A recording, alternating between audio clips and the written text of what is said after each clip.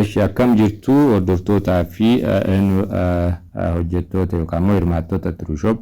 Viidiyoo keenya kanaan erga websaayitiin keessan isinii dhumatee ergaa wayitii isinitti ergina. Ergaan kunis gara websaayitii keessanii akkaataa loogiin itti gootan barreeffama wayitii isinitti erginu. Akkaataa loogiin itti gootan jechuudha. Viidiyoo gabaabduu kanaan loogiin gootanii akkaataa qarshii keessan itti ilaaltan viidiyoo gabaabduu kanaan isinitti agarsiisna. So jalqaba irratti yaa'u username fi password keessan sirriitti ilaalaa yookaan copy kaasadha. As biratti spoil godhee nama akka hin ilaallee fi then bakka linkii erga copy kaafattanii booda bakka linkii nu gara websaayitii keessanii keetii yookaan login gochuuf linkii username fi password armaan gadi fayyadamii jira. Linkii isaatti asitti kaa'eera. Linkii isaa irratti caanni jettanii achiin booda open in jettanii achi open in erga jettanii booda Chromeedhaan bantanii takkaahu yookaan immoo asuma irratti akkanatti erga bantanii irratti bitanii booda Telegiraamaan wayitii isinii banuu as bira qabxii sadan san tuquudhaan open in ka jedhu san tuyitanii Chromein bantanii Chromeedhaan banuu qabdan. So gara Chromeetti isin geessaa. Google Chrome yoo hin qabaanne immoo yaa Play Store irraa Chrome jechuudhaan buufadha. Achi gara wayitii isin fidu username asitti guutanii achi password illee asitti guutan jechuudha. As bira username reefu fudhattanii fi password achi asitti guutanii then itti aansuun login gootan jechuudha. Erga login gootanii booda kallattiidhaan wanni asitti login goonu kun dashboard isaati. Akkaataa barreeffama itti maxxansitan websaayitii keessan irratti viidiyoo biraa jira. Viidiyoo san laaluu qabdanii. Then viidiyoo kanaan erga aseentanii booda akkaataa birrii hojjettan itti ilaaltan isinitti agarsiisa jechuudha.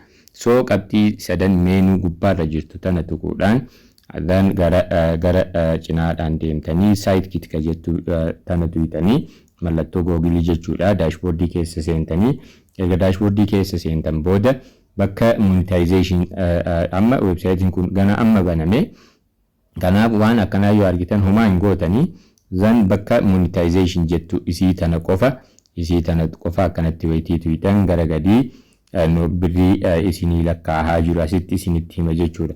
Websaayitiin kun akkuma isiniin jedhe amma daqiiqaa 5 dura baname then yaa'u qarshii lakkaa'uu jalqabee jira. Euro 0dha.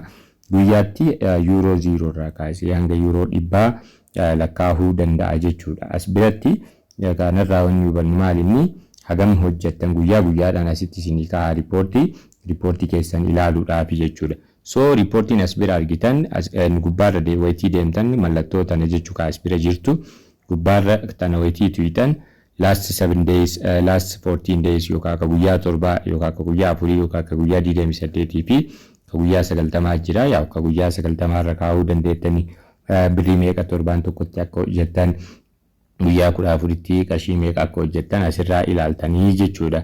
So itti aansuun immoo akkaataa websaayitii keessan share godhattan isinitti agarsiisna jechuudha. Chaanaalii keenya warri haaraa taatan subscribe godhaa. Warri haaraa taatan immoo galmaahuu barbaadan immoo 9697070 dhaabbata lakkoofsa bilbilaa dhaabbata Deeminaa Teek irratti bilbiluu ni dandeessanii. Teessoon keenya immoo magaalaa Finfinnee naannoo Saarbeet bakka iddoo addaa yookaan immoo bakka Saarbeet karaa manneen murtii Oromiyaatii gadi bu'ee gamoo Liidiyaa darbii 7ffaarra jira. Achi dhuftanii qaamallee nu haasofsiisuu dandeettanii warra garuu hirmaachuudhaaf barbaadan digital marketingii kanarratti hirmaachuu ni dandeettanii. Ijoolleen hanga Euro 100 guyyaatti hojjetaa jiran asuma irratti akka argitan Euro 0dhaa kaasee hanga Euro 100 guyyaatti earn gochuu ni dandeessanii jechuudha.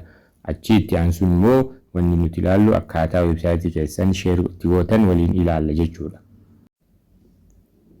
Yaa itti aansuun gara websaayitii keessanii deemtanii gara websaayitii keessanii deemuudhaaf ol baatanii site visit site ka jettu kana tuyitanii yaa websaayitiin haaraa baname kun yaa Ahmichoo Teek jedha. Ahmichoo Teek jedha. Websaayitii kana fakkaata. Websaayitii bareedaadha. Monetize ta'ee jira. Qarshii hojjechuu jalqabee jira jechuudha. So wanni isin gootan maalinni bakka linkii kana keessa seenuudhaan gubbaa irratti jechuudha.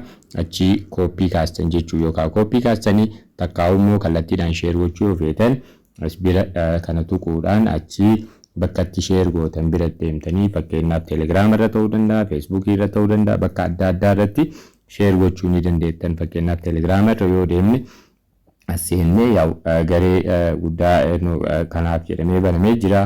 Hasuute akka jiru kana keessa seentanii dan asitti sendoitii gootan akkanatti share gootanii jechuudha.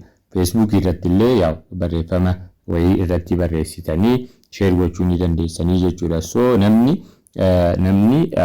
wayitii fakkeenyaaf linkii isin share gootan kana akkana tuqee wayitii deemu garam deema gara websaayitii keessanii akkanatti deema haga namni isinii daawwate isin immoo yuuroodhaan qarshii yuuroodhaan hojjettanii jechuudha. Kana gochuuf garuu barreeffama daneessitanii baay'isanii barreessuu qabdanii jechuudha.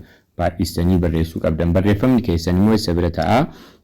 Kana tuqnee fakkeenyaaf bakka meenuu kana tuqnee bakka blog jedhu kana wayitii tuqnu bloogii kanneen keessatti akkanatti isinii ta'a jechuudha. Bloogii amma kun websaayitii haaraa bloogii baay'ee hin qabu.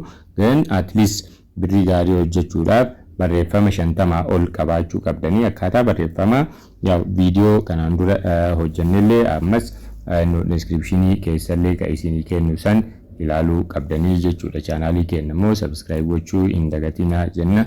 Galatoomaa.